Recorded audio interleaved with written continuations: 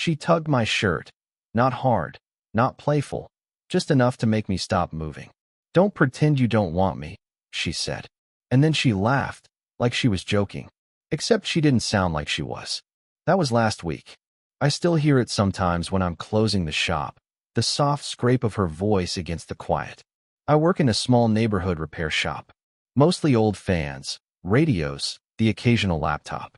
The kind of place that always smells like solder and coffee that's gone cold. She started coming by a few months ago with a busted record player. Her cousin owned the cafe next door. That's how she found us. She was in her mid-40s, maybe older, with this calm, steady way of looking at things, like she'd already lived 3 lives and didn't need to prove anything anymore. The first time she spoke, she asked if I could fix something that's supposed to play love songs, but forgot how. I remember staring too long, pretending to read the serial number on the back. The day she tugged my shirt, I was crouched under the counter, trying to find a missing screw.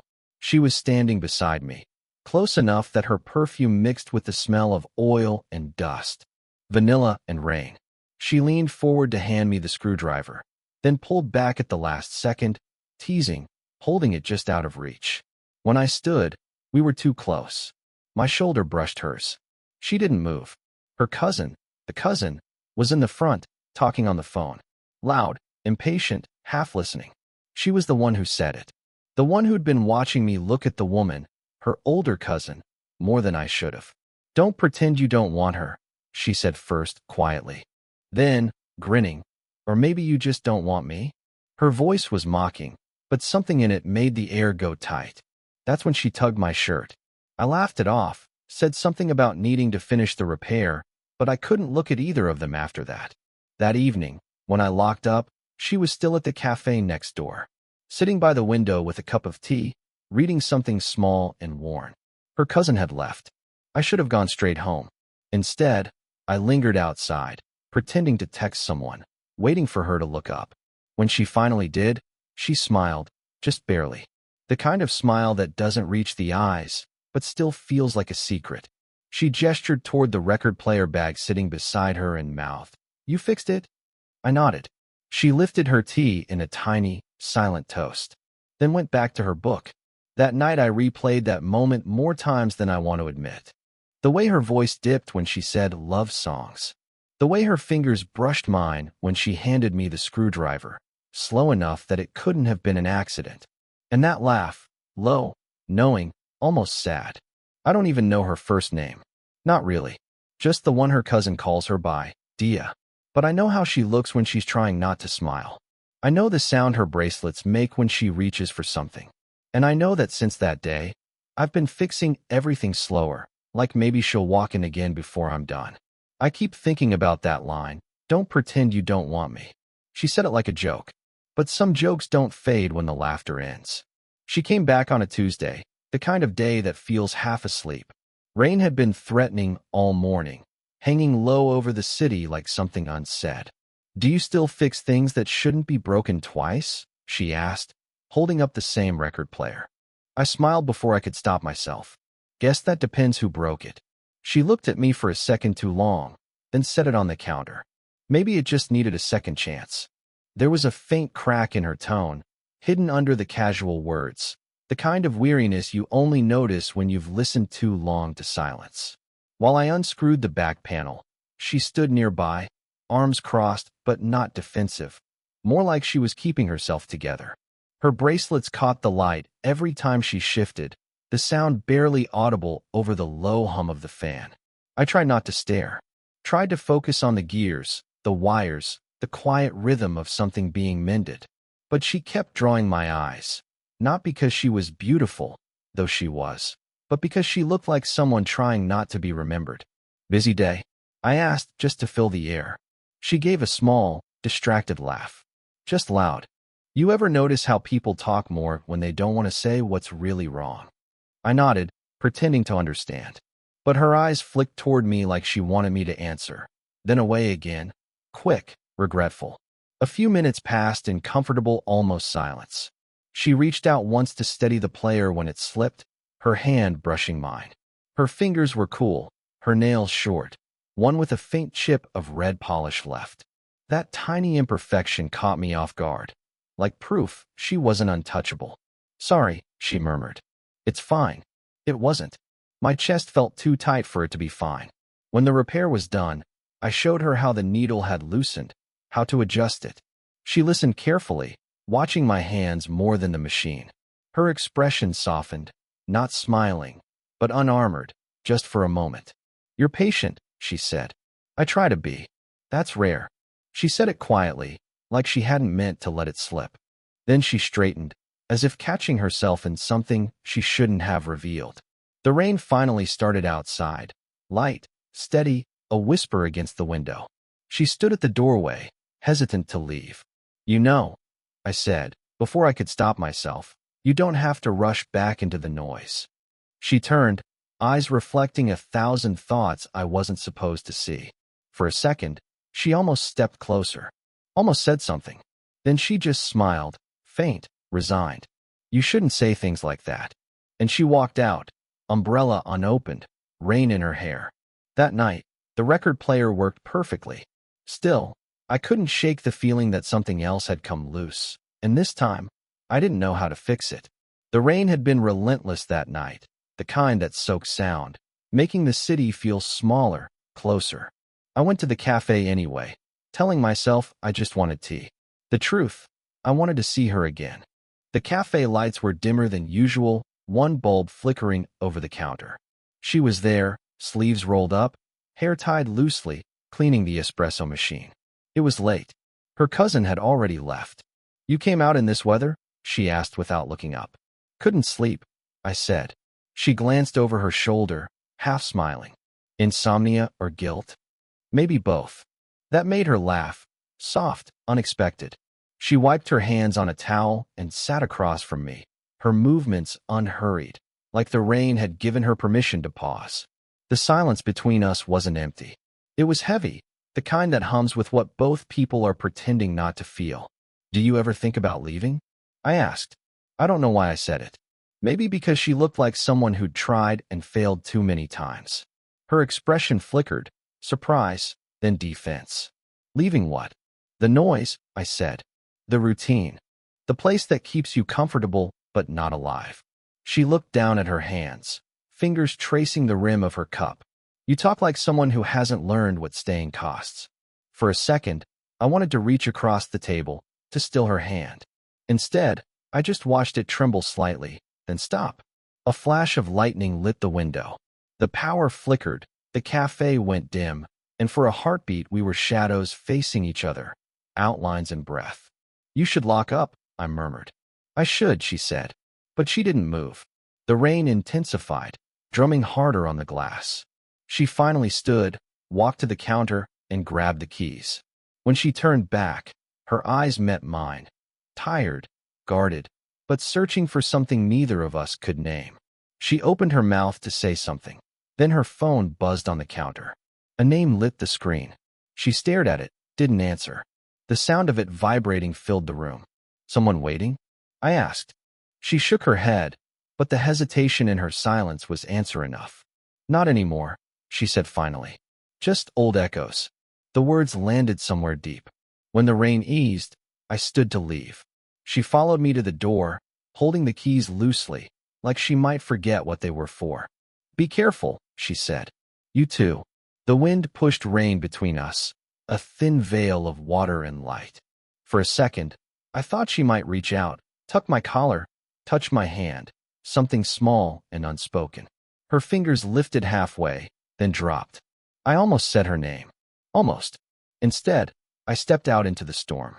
And when the door clicked shut behind me, it sounded like a secret sealing itself away. The morning after the storm, the world felt rinsed clean, except for us. I went to the cafe under the excuse of checking the sound system I'd repaired a few weeks back. She was already there, wiping the counter, her hair damp from the mist. She looked like she hadn't slept. "Electric short from the rain," I said, pretending that's why I'd come. She nodded without looking at me. "You didn't have to." "I know." That was it. 2 words that meant everything else we weren't saying. The cafe was empty. No music, no chatter, just the faint hum of the fridge and the clinking of cups. I crouched under the counter, fiddling with cables that didn't need fixing, aware of her every small movement above me. The way she kept stopping mid-task, as if forgetting what she was doing. Finally, she said, "You always come back, don't you?" I looked up. "Do you want me to stop?" She hesitated, her jaw tightening. "I didn't say that. But you're thinking it." Her hands froze on the edge of the counter. "I'm thinking too many things." When I stood, we were face to face, too close again. Her breath caught, mine followed. "This," she said quietly, motioning between us. "This isn't supposed to mean anything." "It doesn't," I lied. She gave a hollow laugh. "You're a terrible liar." Her eyes softened then, not with affection, with exhaustion. The kind that comes when pretending has worn too thin. I looked away, at the window, where the rain had left streaks across the glass. "You said last night you don't have anyone waiting," I murmured. "I don't," she said. "But that doesn't mean I'm free." The word hung there, free, sharp and delicate. The silence that followed was unbearable. She turned her back to me, pressing both hands flat against the counter, shoulders tense. "I don't know what we're doing," she said, barely audible. "You're not the only one," I said. She exhaled shakily, and when she turned, her eyes glistened with something close to fear. "You think this is about wanting?" she whispered. "It's not. It's about what happens after." I didn't answer, because she was right.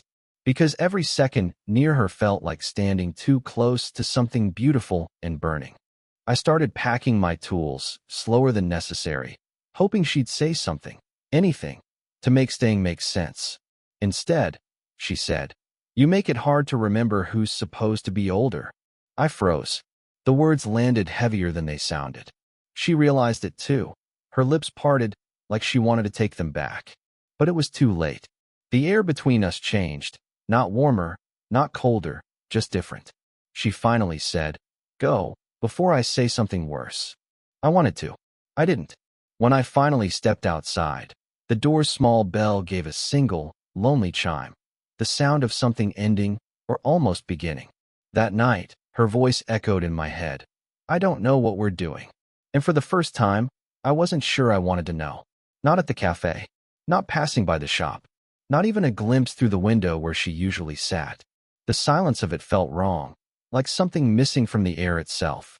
On the 5th day, she came in. No warning. Just the sound of the door chime and her voice. Quiet. Steady. Almost too careful. "Do you still fix things that don't belong to you?" She was holding a small cassette player, the kind you'd find buried in an old drawer, edges worn, a faint crack down one side. "It stopped working," she said. "I just need to hear something on it again." Her tone wasn't about the device. It was about whatever was on it. I set it on the counter, trying not to look at her too directly. She looked different, softer somehow, like she'd fought with herself before coming. "Does it play?" I asked. "It used to." She paused, then added, "It's the last recording of someone's voice." "My husband's." The word landed like a weight between us. "Husband." Past tense. I didn't say I was sorry. She looked like she didn't want the word. She just nodded toward the machine. "It's old. Probably too far gone." I started working on it anyway, unscrewing the panel in silence. My hands moved automatically. My mind didn't. The smell of the dust, the faint static of the old speaker, everything felt fragile, sacred. She stood behind me, quiet. I could feel her watching, not out of impatience, but need. After a few minutes, the tape rolled. Static. Then a voice, faint, distant, alive. Her breath caught. She pressed a hand to her mouth, eyes glistening. "Stop," she whispered. "That's enough." I hit pause immediately. The silence that followed felt heavier than the sound itself. She sank into the nearest chair. "He used to fix everything," she said softly. "Fans, radios, broken chairs. Even me, sometimes." I didn't know what to do with my hands, so I folded them, useless, on the counter. She looked at me then, not like she had before. Not guarded, not flirtatious, just searching. "You remind me of him," she said. "Not how you look, how you listen." My throat went tight. "Is that good or bad?" She smiled, faint, uneven. "I haven't decided yet." For a long while, neither of us moved. The tape player sat between us, silent but charged. The rain had started again outside, gentle this time, like it knew to tread softly. She stood finally, slipping the cassette into her bag. "Thank you," she said, her voice shaking in that way you try to hide. "You gave me back a sound I'd forgotten." I wanted to ask what she heard in it, love, regret, forgiveness, but I didn't. Because maybe I didn't want to know which one she saw in me. When she left, the door closed with its usual chime. But this time, it felt like the sound of her husband leaving too, for good. And for the first time, I wasn't sure who she was mourning anymore. It was almost closing time when she came back. No record player. No excuse. Just her. She stood at the doorway for a long moment before walking in, her clothes carrying the smell of rain and night air. Her eyes found mine the way a song finds its last note. Quietly, inevitably. "I shouldn't be here," she said. "I know." She took another step closer anyway. "Then why don't you stop me?" I tried to find words. Any words. None came. The shop was dim except for the yellow light over the workbench. The hum of the ceiling fan was the only sound. She set her bag down, slowly, like she didn't want to startle the quiet. "I listened to the tape," she said. "The whole thing." I nodded, unsure what to say. "There was nothing special on it," she continued. "Just him asking me if I needed milk. And me saying no." She gave a small laugh that broke halfway. And then it ended. "That's all I've been trying to hear for years. A conversation about milk." Something in her voice made my chest tighten. I wanted to tell her that maybe it wasn't about the words. Maybe she just needed proof that something once existed. But I stayed quiet. She didn't need fixing. She walked closer to the counter. Her hand brushed a small pile of screws, pushing one absent-mindedly in circles. "Do you ever feel like you missed your own life?" she asked. "Every day," I said. Her eyes flicked up. "You're too young to talk like that." "Maybe," I said. "But you're too alive to sound like this." That made her look away. The silence between us shifted, not heavy this time, but tender, the kind that asks you to listen without words. She reached out, tracing the faint scar on my knuckle where I'd burned myself months ago. Just a finger, a passing touch, but it was enough. "You always do that," she whispered. "Do what?" "Wait for people to look away first." Her voice trembled slightly, the first time I'd ever heard it lose control. I didn't look away. For a long moment, neither of us moved. The fan hummed above us, the rain softened outside, and the world shrank to the space between her hand and mine. When she finally spoke, it was almost a whisper. "We can't change anything, can we?" I shook my head. "No, but we can stop pretending." I didn't answer. I just turned my hand over, letting her fingers slip into mine, not holding, just resting. A quiet, trembling peace between two people who had finally stopped running from what they already knew. She leaned forward slightly, her forehead almost touching mine, eyes closed. No kiss, no promise, just breath shared, the kind that says I see you and that's enough. When she left, she didn't say goodbye. She just turned at the door, gave a small, tired smile, one that didn't ask for anything in return. And somehow, that was everything. It's been a month since she left. No message.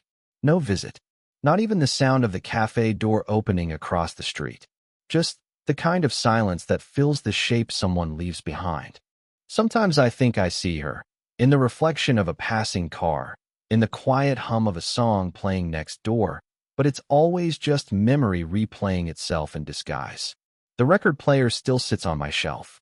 Fixed. Waiting. I could have called her to pick it up, but I didn't. It doesn't feel like mine to return, or hers to reclaim. It's just ours, in a way words could never name. I've learned that love doesn't always arrive as a promise. Sometimes it's just a brief alignment, two lives brushing for a moment, changing course without even realizing it. She once said she wasn't free. I didn't understand it then. Now I think freedom isn't about leaving. It's about being honest enough to stay, or to walk away when staying would turn tenderness into ruin. She taught me that. Without teaching, I still fix things. Radios, phones, even the same broken fans that keep breaking again. But lately, I work slower, like every hum, every screw turning into place, carries a kind of memory. Sometimes customers talk while I work. I listen more now, because that's what she saw in me, someone who listens. And that's what I saw in her, someone who wanted to be heard, just once, without being saved. A week ago, her cousin stopped by the shop. She didn't say much, just asked if I could check the cafe's speaker system again. When I went, there was a song playing softly through it, an old one. Something from the cassette, maybe. It ended halfway through, cut off mid-lyric. But it didn't feel unfinished. It felt like it had said just enough. I don't know if I'll ever see her again, and I don't know if I should. But sometimes, when the shop's empty and the air smells like rain, I catch myself glancing at the door, not out of hope, but out of gratitude. Because for a while, someone like her existed in my world, and that was enough to make it feel real. Love doesn't always stay. Sometimes it just passes through, leaving you softer, slower, more honest than before. And maybe that's what growing up really is, learning to love without needing to hold. If this story made you feel something, let me know in the comments. Would you want more stories like this?